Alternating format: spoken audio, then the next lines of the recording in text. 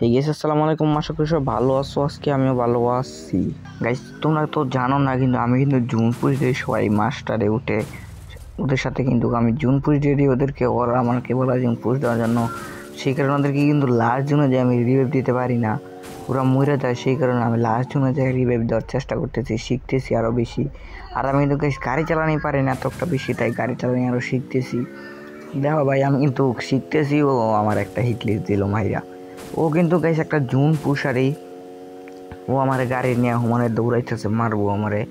ওরে দেখ গাইস, তুমি ফুল ভিডিও দেখো, দেখে অনেক মজা পাবে। ওরে কি ঘুরা নিজে ঘুরাইছি আমি ভাই। ও আছে কয় এটা কি নিবি নাকি না, এটা বুঝছিন।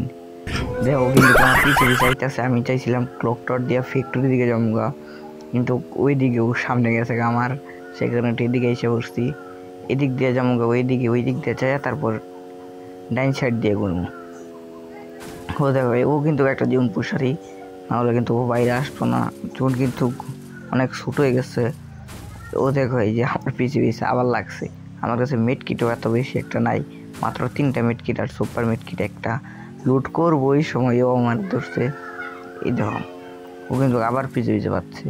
এখন আমি ক্লক টাওয়ার দিয়ে ফ্যাক্টরি দিয়ে ওই দিকে যাবো পিকের দিকে, সেই কারণে নিচের দিকে যেতেছি। ও দেখো ভাই, ও কিন্তু নিচের দিকে যাইতেছে।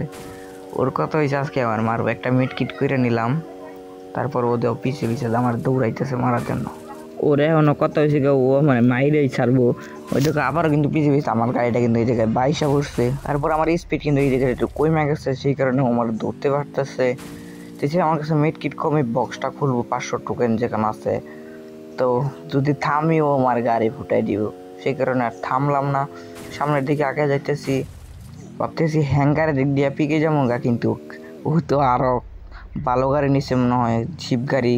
সেই কারণে জিপ গাড়ি কিন্তু আরও টান বেশি এই গাড়ি থেকে। ওর কাছে ভালো স্কিন আছে মনে হয়, আমার কাছে তো এটা ফ্রির স্কিন, কোনো টানই নেই। ও দাও ভাই, এবার আমি ফ্যাক্টরিতে যাবো গা পিকে। ও দাও আবার এই জায়গায় আসতেছে বাইরে। ভাই ও কি মারাত্মক লেভেল এক মনে হয় জুন পুষার। ও আমার দৌড়াইতেছে খালি মারার জন্য। এখন একটা ইনহেলার খাইয়ে নেই। আমার আবার দৌড়াইতেছে ভাই। এই গাড়ি যাও, এই জায়গায় একটা গাড়ি ফাইসে গেছে শালার। কবো মারতে এখন দৌড়া খুলবো। সামনে থেকে আগে যেতেছি, পাকা রাস্তা তুলতে হইব, তাইলে কিন্তু মারতে পারবো না, কারণ ওই দিকে তো আমি এই দিক দিয়ে চলে যাই। আমার কথা হয়েছে লাস্ট জন্য তো আমার টিক্কা থাকতে হইব। এটা কিন্তু গাড়ির টান বা স্পিড আরও বেশি বাড়ে, সেখানে এদিক দিয়ে যাইতেছি। ও দেখো, ওই জায়গাতে একটা এনিমি।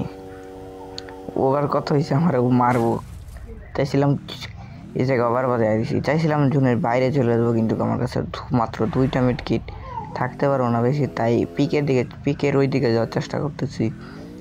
এদিকে যখন যাইতেছি, তাই ওইদিকে দেখলাম জুন, তাইলে মনে করি যে উপর দিয়া পিকে চলে যাবো। তারপর দেখি ভাই ওই এদিকে ওই গাড়ি নিয়ে ঘুরতেছে। তারপর যাই উপর দিকে যামুগা ভাই, এনতে দেও গাড়ি উঠতেছেই না। ও আমার তো ধইরা ফেলবো ভাই।